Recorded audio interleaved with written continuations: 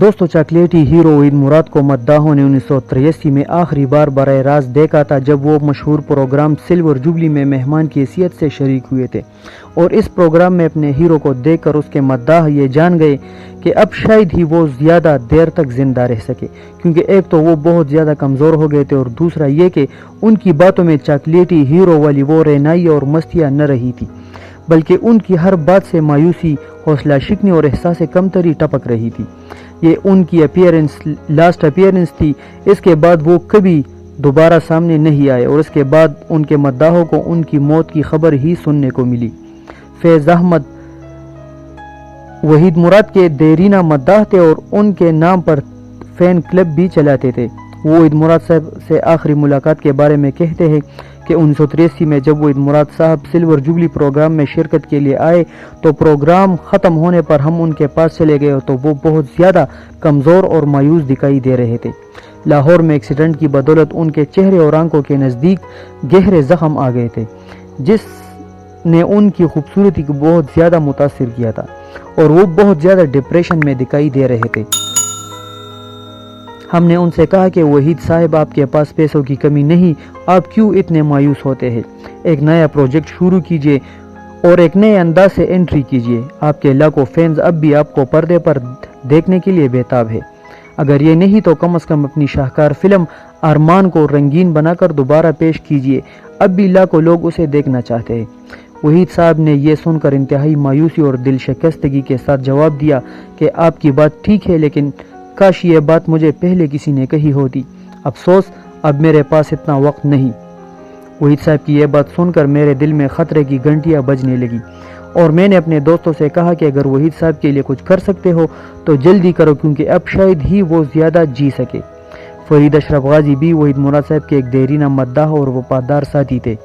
شاید وہ اکلوتے شخص تھے جنہوں نے وحید مراد صاحب سے آخری ملاقات ان کے گھر پر کی تھی، اور اس کے بعد دوسرے لوگوں نے وحیدوں کو مرنے کے بعد ہی دیکھا تھا۔ فرید اشرف غازی صاحب نے اس ملاقات کو بعد میں ایک اخبار میں بھی شائع کیا۔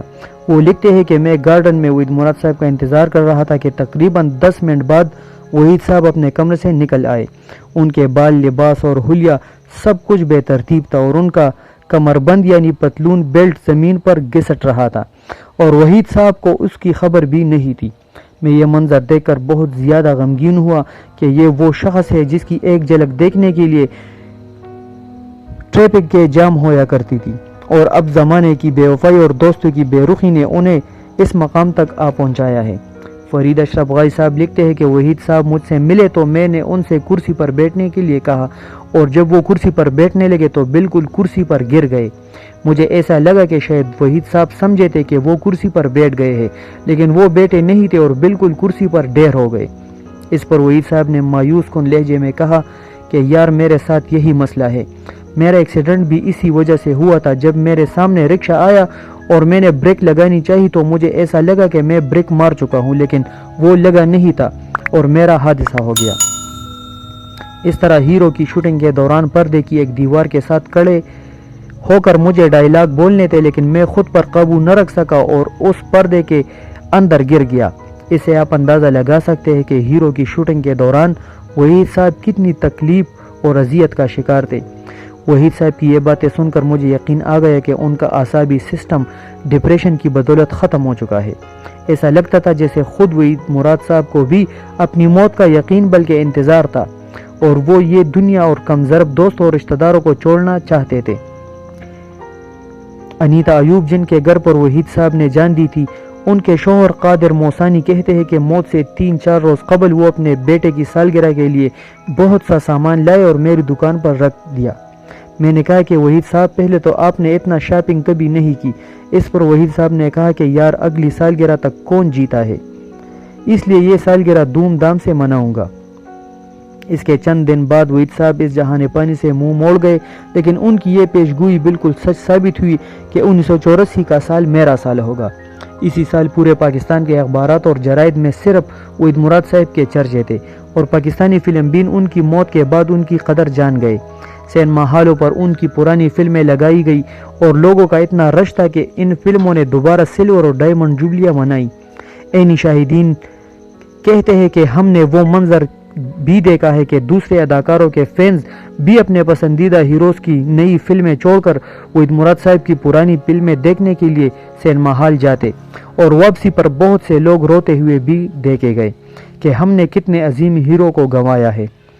وحید مراد صاحب کی فلم ہیرو بعد میں ڈپلیکیٹ کے ذریعے مکمل کرا کے ریلیز کر دی گئی، جس کے بارے میں ان کے مخالفین نے یہ بات مشہور کر دی کہ وہ فلاپ تھی، جبکہ حقیقت یہ تھی کہ اس فلم پر اتنا رش جمع تھا کہ بیمبینو سینما ہال کی گیلری گرنے کا خدشہ پیدا ہوا اور پولیس بلا کر لوگوں کو منتشر کیا گیا۔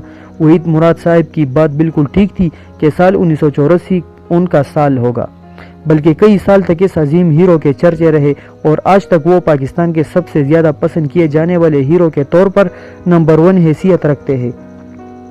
شاعر نے بالکل سچ کہا تھا، کیا گیا تھا کبھی مجھ کو سنسار جہاں، وہی لگایا گیا ہے مجسمہ میرا۔ امید ہے کہ ویڈیو آپ کو پسند آ گئی ہوگی۔